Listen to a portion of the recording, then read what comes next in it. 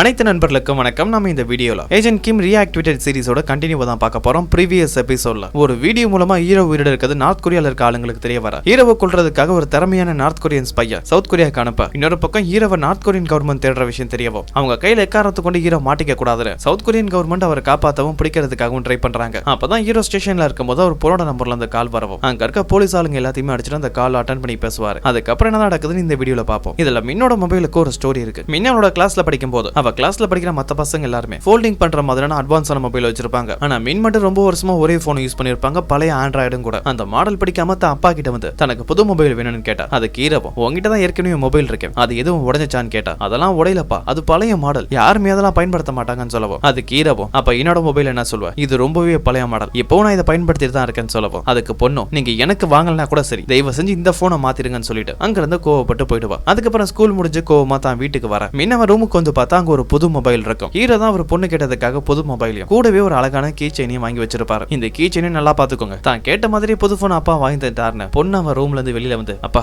I love யூன்னு சொல்லிட்டு மறுபடியும் அந்த ரூமுக்குள்ளே போயிடுவா. அதுல பொண்ணு சந்தோஷமா இருக்கதை பார்த்துட்டு ஹீரோ ஹாப்பியா இருக்க. இப்ப பிரசன்ட்ல அந்த மொபைல்ல இருந்தா ஹீரோட நம்பருக்கு கால் வரவும் அது தான் பொண்ணு தான் பண்ணிருப்பான்னு கால் அட்டன் பண்ணி மின்னு தான் பொண்ணோட பேரை சொல்லி கூப்பிடுறாரு. ஆனா யாரும் எதுவும் பேசல, அந்த காலும் கட் ஆயிரும். அதனால மறுபடியும் அந்த நம்பருக்கு கால் பண்ணி பார்த்தா காலை யாரும் எடுக்க மாட்டாங்க, ரெஸ்பான்ஸ் கிடைக்க மாட்டேது. அதனால கடுப்பான ஹீரோவோ அந்த போலீஸ்காரர் ஒரு கையால பிடிச்சிருப்பார்ல, அந்த கையை எடுத்து வேகமா ஒரே ஒரு குத்து பக்கத்துல இருக்க பீரோல தான் குத்துவார். அந்த பீரோவை நசுங்கி போக அந்த போலீஸ்காரன் பயந்து போறாரு. ஹீரோ அங்க இருந்து அசால்ட்டா கிளம்ப. இன்னொரு பக்கம் சவுத் கொரியாட ஸ்பெஷல் ஏஜென்ட் ஹீரோ ஒரு டீம் தேடிட்டு இருக்காங்களா, அந்த டீம் தான் காட்டுறாங்க. இனிமேல் நம்ம இவர காங்கன்னு சொல்லுவோம். இந்த காங்க அவர் கீழே வேலை பார்க்குற ஆளுங்க கிட்ட வந்து ஹீரோவை பத்தி எதுவும் தகவல் கிடைச்சிச்சான்னு கேட்க ஹீரோட போன் ரொம்பவே பழைய போனுங்கிறதால அதை ட்ராக் பண்றது ரொம்பவே கஷ்டமா இருக்கு, நாங்க முயற்சி பண்ணிட்டு இருக்கதா சொல்லவும் அப்பதான் இன்னொரு ஆபீசர் வந்து கோட் நேம் 66 எங்க இருக்காருன்னு கண்டுபிடிச்சிட்டு அவர் ஒரு போலீஸ் ஸ்டேஷன்ல தான் இருக்கிறதா சொல்ல அந்த காங்க நம்ம அந்த இடத்துக்கு போவோம். அதோட ஹீரோவை வாட்ச் பண்றதுக்காகவே நம்ம ஸ்பெஷல் ஏஜென்ட் இருக்காங்களே அவங்க கிட்ட மறுபடியும் சொல்லி ஹீரோவை தேட சொல்லுங்கன்னு சொல்லவும் இந்த காங் சொல்றது வேற யாருமே இல்ல, ஹீரோ கூடவே சாங்னு ஒரு லேடி வேலை பார்ப்பாங்களா அவங்களும் ஹீரோவை வாட்ச் பண்ற ஒரு ஸ்பெஷல் ஏஜென்ட். அதோட ஹீரோட வீட்டுக்கு பக்கத்துலயே ஒரு டெய்லர் ஷாப் இருக்குமே, அந்த டெய்லர் கூட ஒரு ஸ்பெஷல் ஏஜென்ட் தான். இப்ப ஹீரோ காண போன விஷயம் தெரியவும் அவங்க ரெண்டு பேர்ட்டையும் சொல்லி தேட சொல்ல அவங்களும் ஹீரோவை பத்தி எதுவும் தகவல் கிடைக்குமா தேட ஆரம்பிக்கிறாங்க. இன்னொரு பக்கம் கடைசியா ஹீரோ போலீஸ் ஸ்டேஷன்ல இருந்திருக்காரு தானே தெரிய வந்திருக்கும். அதனால காங் அவரோட டீம் எல்லாம் போலீஸ் ஸ்டேஷனுக்கு தான் கிளம்ப. இன்னொரு பக்கம் ஜெர்மன் ஜோவை தான் காட்ட தான் வீட்டுல இருந்து வெளியில கிளம்பும்போது அவரோட மனைவி வராங்க. நம்ம பொண்ணுக்கு என்ன ஆச்சுன்னு தெரியல, இன்னமும் கோவமா தான் இருக்கா. நான் அவ ரூமுக்கு போனாலே வெளியில போக சொல்லி கத்துறா, எதுவும் பேச மாட்டா, சரியா சாப்பிட மாட்டான்னு சொல்ற. அவங்க அப்பாவுக்கு சந்தேகம் வர ஆரம்பிக்குது, ஏன்னா நேத்துல இருந்து பொண்ணோட நடவடிக்கையே சரியில்லை. அதோட நேத்து ராத்திரி அவங்க அப்பாவோட பொண்ணு கிட்ட பேசும்போது யூரி அவங்க அப்பா கிட்ட மின்னோட அப்பாவை பத்தியும் கேட்டிருப்பாங்க. மின்னோட அப்பா உண்மையில என்ன வேலை பாக்குறாருன்னு கேட்க அப்பவே தான் பொண்ணு மேல சந்தேகம் வந்திருக்கும். அதுக்கு அடுத்த நாள் காலையில ஆகி ரூம் விட்டு வெளியில வரலாம், ஏதோ ஒண்ணு தப்பா நடந்திருக்குன்னு தெரிய வர தன்னோட செக்ரட்டரிய வர சொல்லி தான் பொண்ணு ஏதோ ஒரு பிரச்சனையில இருக்கா, அது என்னன்னு கண்டுபிடின்னு சொல்ல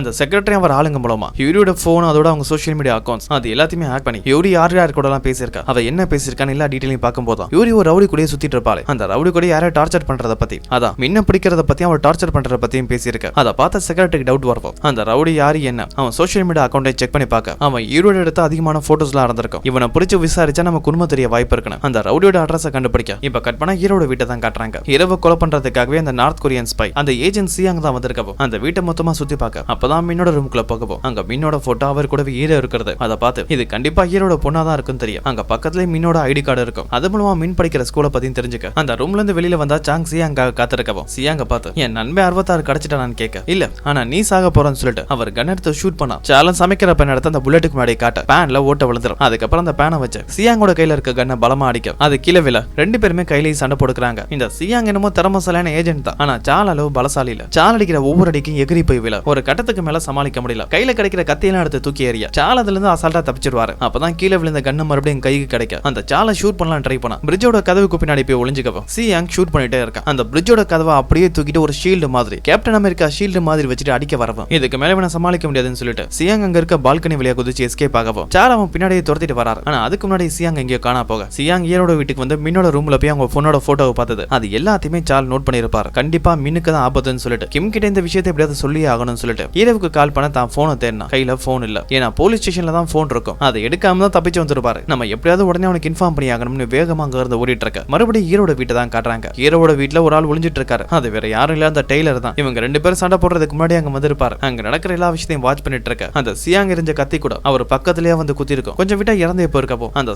ஏஜென்ட் காங்குக்கு தான் கால் பண்ணி நான் ஏஜென்ட் 66 அந்த கிம்மோட வீட்டுல தான் இருக்கேன், ஹீரோவை தேடி ஒரு நார்த் கொரியன் ஸ்பை இந்த வீட்டுக்கு வந்திருக்கான், அவனும் சாலும் சண்டை போட்டுதான் எல்லா தகவலையுமே சொல்ல. அப்பதான் ஏஜென்ட் காங்க இன்னொரு முக்கியமான தகவல் அவர் பேஸ்ல இருந்து வருது. ஏஜென்ட் கிம்மோட மொபைல ட்ராக் பண்ணிட்டோம், அது ஒரு டேக்கண்டோ ஸ்டுடியோக்கு பக்கத்துல இருக்கிறதா, அதாவது ஆன்சரோட இடத்துக்கு பக்கத்துல இருக்கதா சொல்றாங்க. இந்த ஆன்சர் ரொம்பவே ஆபத்தான ஆபத்தான ஒரு ஆளு. டேக்வொண்டோ நார்த் கொரியா சார்பா இன்டர்நேஷனல் லெவல்ல கோல்டு மெடல் வின் பண்ணிருக்கான். அதோட ஹீரோ கூட நார்த் கொரியால ஸ்பையாவும் வேலை பார்த்திருக்கான். எல்லா தகவலையும் சொல்ல இப்ப ஹான்சோட இடத்த தான் காட்டுறாங்க. அங்க பசங்களுக்கு டேக்வொண்டோ பிராக்டிஸ் கொடுத்துட்டு இருக்க. அப்ப ஹீரோவும் வராரு. ஹீரோவை பார்க்க ஹான்சோவுக்கு அதிர்ச்சியா இருக்கு. ஏன்னா இவங்க டீல் படி இவங்க வருஷத்துக்கு ஒரு தடவை தான் மீட் பண்ணி ஆகணும். அப்படி இருக்கும்போது ஹீரோ இங்க வந்திருக்காருனா கண்டிப்பா ஏதோ ஒரு பிரச்சனைன்னு தெரியும். ஹான்சோவோ அதிசயமா தேடி வந்திருக்க. என்ன காரணம்னு கேட்க நம்ம பங்கருக்கு போகணும்னு சொல்றாரு. எதுக்காக திடீர்னு பங்கருக்கு போகணும்னு கேட்டா என் பொண்ணை காணான்னு சொல்லவும் அதை கேட்ட ஹான்சோவும் அதிர்ச்சி ஆகிறாரு. மின்னுக்கு என்னாச்சுன்னு கேட்டா சில பேர் மின் இறந்து போனதா சொல்றாங்க. ஆனா அவன் நம்பர்ல இருந்து எனக்கு கால் வந்துச்சு. எனக்கு என்னமோ என் பொண்ணு உயிரோட தான் இருப்பானோ. அவளை யாரோ கடத்திருப்பாங்க தான் தோணுது. அவளை கண்டுபிடிக்க எனக்கு உன் உதவி தேவை. இதுல உனக்கு கொண்டு வரது எனக்கு விருப்பம் இல்ல தான். ஆனா ஒன்னால மட்டும் தான் எனக்கு உதவி பண்ண முடியும்னு சொல்ல ஹான்சோவும் நம்ம முதல்ல பொண்ணை கண்டுபிடிப்போம், அதுக்கப்புறம் மத்ததெல்லாம் பேசிக்குவோம்னு சொல்லிட்டு ஒரு இடத்துல ஒரு சீக்ரெட்டான கீயை ஒளிச்சு வச்சிருப்பாரு. அந்த கீயை தான் எடுத்துட்டு வரும்போது ஹீரோவுக்கு யாரோ அங்க வர மாதிரி சவுண்ட் கேக்குது. அதனால ஒளிஞ்சுக்கவும் அங்க வரது ஏஜென்ட் காங் தான். கையில ஒரு சின்ன பையனை தான் தூக்கிட்டு வரவும் அவனை கீழே இறக்கி விட்டுட்டு ஹான்சோவோட பேச்சு கொடுக்குற மாதிரி அந்த இடத்த நல்லா பாக்குறாரு. அப்ப அங்க இருக்க கண்ணாடி வளையா 2 கப் காஃபி இருக்கிறது தெரியவும் அந்த இடத்துல ஹான்சோ மட்டும் இல்ல கூட யாரோ இருக்காங்கன்னு அது கண்டிப்பா ஹீரோவா தான் இருக்குன்னு கன்ஃபார்ம் பண்ண அந்த காங்கும் ஹான்சோ கிட்ட நான் உங்களை தேடி வரல, ஹீரோவை தான் தேடி வந்திருக்கேன். இந்த விஷயத்துல நீ தலையிடாம ஒதுங்கி போயிடுன்னு சொல்ல அப்ப ஹான்சோ அவர் கையில ஒரு கீ எடுத்துட்டு வந்திருப்பாரு. அதை கீழே போட்டு ஹீரோவுக்கு சிக்னல் கொடுக்க அது தரையில பட்ட உடனே 2 பேரும் சண்டை போட ஆரம்பிக்கிறாங்க.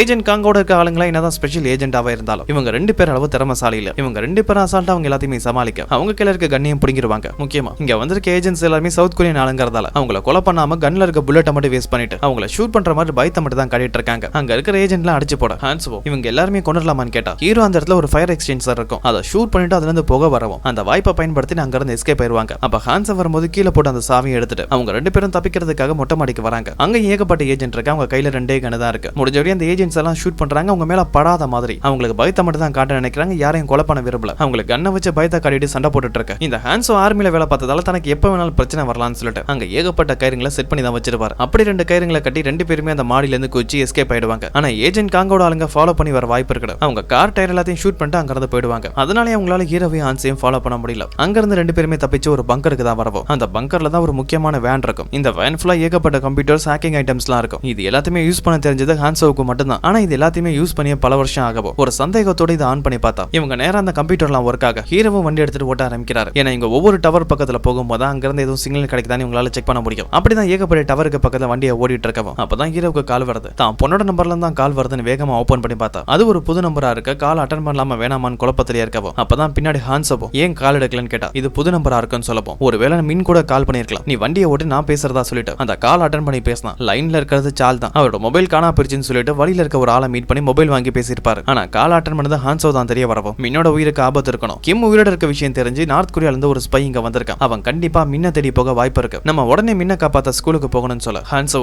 நம்ம யாரும் ஸ்கூலுக்கு எல்லாம் போக வேணாம், மின்ன அங்க இருக்க மாட்டான், யாராவது கடத்திட்டாங்கன்னு சொல்லவும் அதை கேட்ட சால் கோவப்படுறாரு. யாரா நம்ம பொண்ணை கடத்தினான்னு சொல்லி கத்துறாரு. அப்ப ஹான்சோ அதை பத்தி இப்ப பேசுறதுக்கு டைம் இல்ல, நான் லொகேஷன் அனுப்புறேன், நீ அங்க வந்துருன்னு சொல்ல அப்பதான் ஹான்சோ மின்னோட மொபைல் லொகேஷனை ட்ராக் பண்ண அந்த இடத்துக்கு வேகமா கிளம்புறாங்க. இன்னொரு பக்கம் சால் ஒரு வயசானவர், அதுவும் ஆர்மி மென்டன் தான் போனை கடன் வாங்கியிருப்பாரு. அவர்கிட்ட கொடுத்துட்டு நீங்க போன் கொடுத்து உதவி பண்ணதுக்கு நன்றின்னு சொல்லவும் இப்ப சேர்மன் ஜோவோட செக்ரட்டரி தான் காட்டுறாங்க. யூரி கூட ஒரு ரவுடி சுத்திட்டு இருப்பாள். அந்த ரவுடியோட வீட்டுக்கு தான் வந்து அவனுக்கு பணம் கொடுத்து விசாரிக்கும் போதும் யூரி பண்ண வேலையெல்லாம் தெரிய வர அவன் ஹீரோவை பத்தியும் சொல்ல வரான். அந்த பொண்ணோட அப்பன் சாதாரண ஆளு மாதிரி தெரியல. அவன் சட்டையை கழட்டும் போது தான் தெரிஞ்சிச்சு அவன் உடம்புல ஏகப்பட்ட புல்லட் காயம், ஏகப்பட்ட இடத்துல கத்தியால கீரண மாதிரி இருந்துச்சு. அவன் கண்டிப்பா சாதாரண ஆளில ஒரு அரக்க மாதிரி நடந்துக்கிட்டானு ஹீரோவை பத்தியும் சொல்ல அதெல்லாம் கேட்ட செக்ரட்டரி அவன் சொன்ன எல்லா விஷயத்தையும் சேர்மன் ஜோவுக்கு இன்ஃபார்ம் பண்ணவும் அதுக்கு ஜோவும் தான் பொண்ணு மாட்டிக்க கூடாதுன்னு அவளுக்கு எதிராக எந்த ஒரு எவிடன்ஸுமே இருக்க கூடாது, அப்படி இருந்தா அதை அழிச்சிருங்கன்னு சொல்ல செக்ரட்டரி அந்த ரவுடி கிட்ட இறந்து போன பின்னோட பாடி யார் எடுத்துட்டு போனா அவங்கள பத்தின தகவல் இது அவனுக்கு தெரியுமான்னு கேட்டா அவன் தெரியாதுன்னு சொல்றான். அப்ப இவனால நமக்கு பிரோஜனம் இல்லைன்னு சொல்லிட்டு அந்த ரவுடி அதே இடத்துல செக்ரட்டரி கொலை பண்ணிடுவான். இப்ப கட் பண்ணா சியாங்க தான் காட்டுறாங்க. அவன் மின்ன கண்டுபிடிக்கிறதுக்காக ஸ்கூலுக்கு தான் வரவும் அங்க 3 பசங்க ஒரு அப்பாவி பையனை பிடிச்சு வம்பில் திட்டுறாங்க. இந்த பையனும் மின்னோட கிளாஸ் தான். அந்த பசங்க கிட்ட வந்து இங்க மின்னு ஒரு பொண்ணு படிக்கிற அவளை பத்தி உங்களுக்கு தெரியுமான்னு கேட்க அந்த 3 பசங்களும் நாங்க பிஸியா இருக்கோம், எங்களுக்கு யாரை பத்தியும் தெரியாதுன்னு சொல்ல சியாங்க அங்கிருந்து கிளம்பும் போது அடி வாங்குவானே அப்பாவி பையன் அவன் தான். அந்த மின்ன பத்தி எனக்கு தெரியும், அவ என்னோட கிளாஸ் தான் சொல்ல அந்த 3 பேரையும் அடிச்சு அந்த பையனை காப்பாத்துறாரு. அந்த மின் எங்க இருக்கான்னு கேட்க அந்த மின் ஸ்கூலுக்கு வரதில்ல, அவ எங்க இருக்கான்னு தெரியாதுன்னு சொல்ல சியாங் கோவப்படுறாரு. அதுக்கு அந்த பையனும் மின் எங்க இருக்கான்னு தெரியாது, ஆனா அவன் ஃப்ரெண்டு ஒருத்தர் இருக்கா, அவளை மட்டும் பிடிச்சிக்கணும், இவங்க எல்லாருமே ஒரு ஆப் யூஸ் பண்ணுவாங்க, அது மூலமா மின் எங்க இருக்கான்னு தெரியும்னு சொல்ல அந்த மின்னோட ஃப்ரெண்டு எங்க இருக்கான்னு கேட்க இன்னொரு பக்கம் சாங்க தான் காட்டுறாங்க. ஹீரோ எங்க இருக்கான்னு கண்டுபிடிக்கிறதுக்காக அவங்களும் ஸ்கூலுக்கு வந்திருப்பாங்க. மின்ன பத்தி ஒரு டீச்சர் கிட்ட விசாரிக்க அந்த டீச்சரும் மின் ஸ்கூலுக்கு வரத நிறுத்தியாச்சு, அவளை ஸ்கூலை விட்டு நாங்க அனுப்பிட்டோம்னு சொல்ல அந்த தகவல் எல்லாத்தையுமே கிட்ட சாங் அங்க இருந்து கிளம்ப சியாங்க அவங்களை கிராஸ் பண்ண மாதிரியே வரான். மின்னுக்கு ஃப்ரெண்டுன்னு சொல்லி ரியாங்னு ஒரு பொண்ணு இருப்பா. அந்த பொண்ணு இப்ப உடம்பு சரியில்லைன்னு சொல்லி கிளினிக்ல தான் இருக்கவும் அவளை வந்து மீட் பண்ணி மிரட்டுறாரு. நீ மின்னோட ஃப்ரெண்டு தானே, அவ நம்பர் வாங்கிட்டா இருக்கா, அவ எங்க இருக்கான்னு கண்டுபிடிக்க முடியுமான்னு கேட்டா சவுத் கொரியால ஃபைண்ட் த ஃப்ரெண்ட்னு ஒரு ஆப் இருக்கும். அந்த ஆப்பை யார் யாரெல்லாம் யூஸ் பண்றாங்களோ அவங்க இருக்கிற லொகேஷனை ஃபைண்ட் பண்ண முடியும். அப்படிதான் மின்னோட லொகேஷனை அந்த பொண்ணால ஃபைண்ட் பண்ண முடியும். இப்ப சாங் ஸ்கூலுக்கு வெளியில இருக்க அவங்க கார்ல ஏறலான்னு வந்தா அதுக்குள்ள டெய்லர் இருக்காரு. இந்த டெய்லர் சாங் இவங்க 2 பேரும் ஒரே டீம் தான். இவங்க 2 பேருக்கு ஒருத்தர் முன்கூட்டியே தெரியும். ஹீரோவை பத்தி இங்க எந்த ஒரு தகவலும் கிடைக்கல. அங்க இருந்து கிளம்பிடுவாங்க. இப்ப சேர்மன் ஜோவை தான் காட்ட ஒரு அரசியல்வாதி தான் மீட் பண்ண வந்திருப்பாரு. ஏன்னா இன்னும் கொஞ்சம் நாள் இவரோட கம்பெனியை சேர்ந்தவங்க ஒரு மிகப்பெரிய ப்ராஜெக்ட் ஆரம்பிக்க போறாங்க.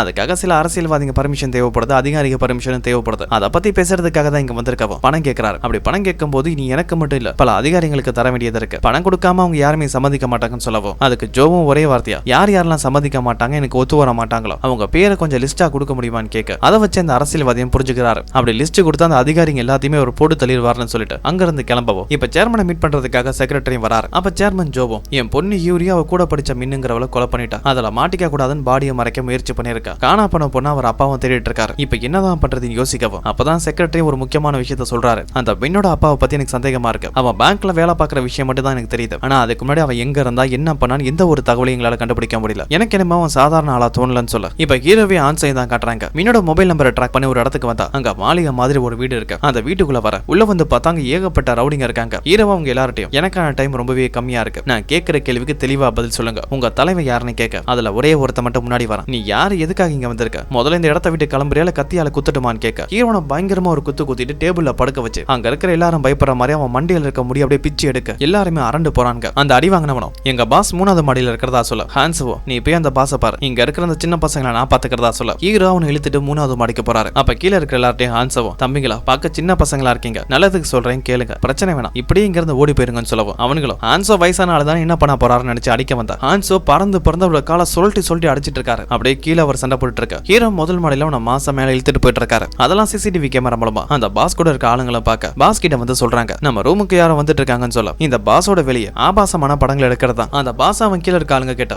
இந்த ரூமுக்கு யாருமே வரக்கூடாதுன்னு சொல்ல அவன் ரவுடிங்களை ஒருத்தன் ஹீரோ அடிக்கிறதுக்காக போறான். ஹீரோ ஏற்கனவே ஒருத்தன் அடிச்சு வழிகாட்டுறதுக்காக அவனை கூட கூட்டிட்டு தான் வரவும் அப்பதான் பாஸோட இன்னொரு ஆளு வரான். ஹீரோ அவனை விட்டுட்டு இவனை பிடிச்சுக்கு வர இவனையும் அடிச்சுட்டு உன் பாஸ் எங்க இருக்கான்னு சொல்லிட்டு அந்த ரூமுக்கு வர அங்க ஏகப்பட்ட மொபைல்ஸ் இருக்கும். அதுல ஒரு மொபைலை முதல்ல கையில எடுத்துக்கிறாரு. அங்க இருக்கிற ஆளுங்களாம் பார்க்கவும் அப்பதான் அந்த பாஸையும் பாக்குறாரு. அவன் பாக்கெட்ல ஒரு மொபைல் இருக்கும். அந்த மொபைலுக்கு ஒரு கீ செயின் இருக்கும். இந்த கீ செயின் மின்னோட தான் ஹீரோ தான் வாங்கி கொடுத்திருப்பாரு. அதை பார்த்துட்டு அந்த பாஸுக்கு பக்கத்துல போகவும் கத்தியை நீட்டிட்டு ஒருத்தன் முன்னாடி வருவான். ஹீரோட கையில ஒரு ஃபோல்டிங் போன் இருக்கும்ல அதை வச்சு டக்குன்னு அந்த கத்தியை வாங்கி தூக்கி எறிய ஒரு செகண்ட் அந்த பாஸே அரண்டு போயிடுவான். அப்பதான் அந்த ரூமுக்கு இன்னும் சில ஆளுங்களை வர ஹீரோ அவனுங்க எல்லாரோட சண்டை போட ஆரம்பிக்கிறாரு. அவனுங்க எல்லாருமே அசால்ட்டா ஹேண்டில் பண்ணிட்டு இருக்க அதான் அந்த பாஸும் பார்த்துட்டு தான் இருக்க. இப்ப கீழே ஹான்ஸோவை தான் கட்டுறாங்க. கீழே இருக்க எல்லா ரவுடிங்களையும் அடிச்சு போட்டுருவாரு. அதுக்கப்புறம் அவனுங்க கிட்ட தம்பிங்களா சண்டை போதுமா இல்ல மறுபடியும் வேணுமான்னு கேட்க அவனுங்களும் பயந்து அங்க இருந்து ஓடி போயிடுவானுங்க. அதுக்குள்ள மேல ஹீரோவும் சண்டையை முடிக்க அந்த பாஸும் நீ யாரு என்னன்னு கேட்கவும் ஹீரோவும் உன் பாக்கெட்ல ஒரு போன் இருக்கு அது எப்படி உனக்கு கிடைச்சிச்சுன்னு கேட்டா அந்த பாஸ் அந்த மொபைல ஆன் பண்ணி பாக்குறான். அதுல மின்னோட போட்டோ இருக்கவும் ஓ இந்த பொண்ணா நேத்து ராத்திரி ஏன் கூட தான் இருந்தா அப்பதான் மறந்து போனை விட்டுட்டான்னு சொல்லவும் அதை கேட்ட ஹீரோவுக்கு கோவம் வர அடுத்த 5வது நிமிஷம் அவன் நிலைமையை மாறிடுச்சு. ஏன்டா வாழ்றன்னு யோசிக்கிற அளவு ஹீரோ அடிச்சு அவனை கீழே கொண்டு வராரு. அங்கதான் ஆன்சவும் இருக்க ஹீரோ அவனை கொலை பண்ணலான்னு பக்கத்துல பார்க்கவும் ஆன்சவ் தடுக்கிறாரு. நமக்கு தேவை நம்ம பொண்ணு தான், அது வரைக்கும் அமைதியா இருன்னு சொல்லிட்டு நாங்க கேட்கிற கேள்விக்கு தெளிவா பதில் சொல்லு, உனக்கு முன்ன தெரியுமா தெரியாதான்னு கேட்க அவனும் பயந்து போய் தெரியாதுன்னு சொல்றான். அதை கீரவும் அப்ப எப்படி இந்த போன் கிடைச்சிச்சுன்னு கேட்டா அவன் அந்த கதையை சொல்றான். இந்த பாஸ் கீழே ஒரு பெரிய டீமே இருக்கு, அவனுக்கு ஏகப்பட்ட இல்லீகலான வேலையை பாக்குறாங்க. அப்படிதான் நிறைய போனை திருடுற வேலையும் பார்த்துட்டு இருக்க. ஒரு பிச்சைக்காரன் கையில இருக்க போனை பார்த்துருப்பாங்க. ஒரு பிச்சைக்காரன் கையில இப்படி காஸ்ட்லியான போனா இருக்கும், இது கண்டிப்பா இவன் போனா இருக்காதுன்னு சொல்லிட்டு அதையும் வாங்கிட்டு அவங்க திருடின மொத்த மொபைல் எல்லாத்தையுமே அவங்க இடத்துக்கு எடுத்துட்டு வந்திருப்பாங்க. இந்த பாஸோட வேலையை ஆபாச வீடியோ எடுக்கிறதானே அதெல்லாம் ஆளுங்க கிட்ட நீங்க எடுத்துட்டு வந்த போன்ல ஏதாவது பொண்ணோட போன் மாதிரி இருந்தா எடுங்க, அதுல அந்த பொண்ணோட ஆபாசமான போட்டோ ஏதோ இருக்குமான்னு செக் பண்ணி பார்ப்பான். அப்படி அவனுக்கு செக் பண்ணும் போதான் ஒரே ஒரு போன்ல மட்டும் பிங்க் கலர்ல ஆர்டின் போட்ட மாதிரி ஒரு போன் இருந்துச்சு. அதிகமா இந்த ஆர்டின் சிம்பிள் பிங்க் கலர் இதெல்லாம் பொண்ணுங்க தான் அதிகமா யூஸ் பண்ணுவாங்க. அப்ப கண்டிப்பா இது ஒரு பொண்ணோட போன் தான் இருக்குன்னு சொல்லிட்டு அதை செக் பண்ணி பார்த்திருப்பான். அப்படி அந்த மொபைல் ஃபுல்லா செக் பண்ணி பார்க்கறான். அப்படி செக் பண்ணி பார்க்கும்போது அதுல ஒரே ஒரு நம்பர் மட்டும் தான் இருந்துச்சு. அதுல அவங்க அப்பாவோட நம்பர் மட்டும் தான் இருந்துச்சு. அப்படிதான் தவறுதலா கால் வந்ததா சொல்லப்போ அதாவது ஹீரோ ஸ்டேஷன்ல இருக்கும்போது கால் வந்திருக்கும்ல, இவன் அந்த நோண்டும் போது தான் தவறுதலா கால் போயிருக்கும். அதோட ஹீரோ இந்த விஷயத்தை கேட்டு அதிர்ச்சி ஆகிறாரு. ஏன்னா தான் பொண்ணோட மொபைல்ல அவங்க அப்பாவோட நம்பர் மட்டும் தான் இருக்கிறதா சொல்லப்போம். ஏன்னா தான் பொண்ணு ஸ்கூல்ல படிக்கிறா, அவளுக்கு நிறைய ஃப்ரெண்ட்ஸ் இருந்திருக்கணும். ஆனா அப்படி எந்த ஒரு ஃப்ரெண்டுமே இல்ல. அதுக்கான முக்கிய காரணமே ஹீரோ தான். ஹீரோ எக்காரணத்தை கொண்டு தான் மாட்டிக்க கூடாதுனோ தான் பொண்ணு நல்லா இருக்கணும்னு சொல்லி அடிக்கடி ஸ்கூல்ல மாத்தி இருப்பாரு. தான் பொண்ணோட நல்லதுக்காகவே பண்ணியிருந்தாலும் அதனாலே தான் பொண்ணுக்கு ஒரு ஃப்ரெண்டு கூட இல்லன்னு தெரியும். அப்பதான் ஹீரோவுக்கு இன்னொரு முக்கியமான விஷயம் ஞாபகம் வந்திருக்கும். ஹீரோ அன்னைக்கு ஒரு நாள் எமர்ஜென்சி கான்டாக்ட் நம்பர் வாங்கும் போது உன் ஃப்ரெண்டு யாராவது நம்பராது கூட சொல்லி கேட்டிருப்பார்ல, அந்த நம்பரை பத்தி கேட்கவும் அதுக்கு அந்த பாசம் உங்க பொண்ணு மொபைல அந்த பொண்ணோட நம்பர் இருந்துச்சு, ஆனா அவ சரியான ஃப்ராடா இருக்கா, உங்க பொண்ணு கிட்ட காசு வாங்குறதுக்கு அவ பொருளை கடன் வாங்குறதுக்காக மட்டுமே ஃப்ரெண்டா வச்சிருக்கா, மத்தபடி அவ கூட நெருங்கியலாம் பழகலன்னு சொல்ல அதை கேட்ட ஹீரோ ஃபீல் பண்றாரு. தான் பொண்ணுக்கு ஃப்ரெண்டுன்னு யாருமே இல்ல, அவளுக்கு பிரச்சனை இருக்கும்போது கூட அவளுக்கு உதவி பண்ண யாருமே இல்ல, ஒரு அப்பாவா நானும் அவளுக்கு சப்போர்ட்டா இருந்திருக்கணும், ஆனா என் பொண்ணோட மனசை புரிஞ்சுக்காம இருந்தேன்னு வருத்தப்படவும் ஆன்சுமாவோட நிலைமையை புரிஞ்சுக்க இப்ப வருத்தப்படுறதுக்கான நேரம் இல்ல, நம்ம எப்படியாவது முதல்ல முன்ன கண்டுபிடிச்சாகணும்னு சொல்ல இந்த மொபைல் எந்த இடத்துல உங்களுக்கு கிடைச்சிச்சுன்னு கேட்டா அதை தேடிட்டு வந்து பாஸ் கிட்ட வேலை பார்க்குற அந்த அடியால் தான். அந்த அடியாலை காட்டி இவன் தான் எடுத்துட்டு வந்தான் சொல்லவும் அவங்கிட்ட விசாரிக்கிறாங்க. அவனும் ஒரு ஸ்டேஷனுக்கு பக்கத்துல பிச்சைக்காரன்ட்ட தான் இந்த போன் இருந்துச்சு, அவங்கிட்ட வாங்கிட்டு வந்ததா சொல்ல இப்படி ஹீரோ இங்க விசாரிச்சிட்டு இருக்கும்போது அந்த வீட்டுக்குள்ள யாரோ சைலண்டா வந்து ஹீரோட தலையில கண்ணை வைக்க அது சியாங் தான். அப்படியே கட் பண்ணா ஹீரோட பாஸ்ட தான் காட்டுறாங்க. அந்த மேஜர் கூட தான் பேசிட்டு இருக்காரு. ஹீரோ ஒரு சவுத் கொரியன் ஏஜென்ட் தான். நார்த் கொரியால ஏகப்பட்ட ஆபரேஷன் பண்ணிருக்காரு. ஆனா ஹீரோ உண்மையாலே ஒரு நார்த் கொரியன் பர்சன். அங்க இருந்து தப்பிச்சு தான் முதல்ல சவுத் கொரியாவுக்கு வந்திருப்பாரு. அப்படி வந்து ஹீரோவுக்கு தான் சவுத் கொரியா அடைக்கலம் கொடுக்க தயாரா இருக்கு. ஹீரோவோட திறமையை சோதிக்க விரும்புறாங்க. அதுக்காக சால வர சொல்லுவோம். ரெண்டு பேரும் ஒருத்தருக்கு ஒருத்தர் மோதிக்கோங்கன்னு சொல்ல ரெண்டு பேரும் சண்டை போடுறதுக்காக தயாரா இருக்காங்க.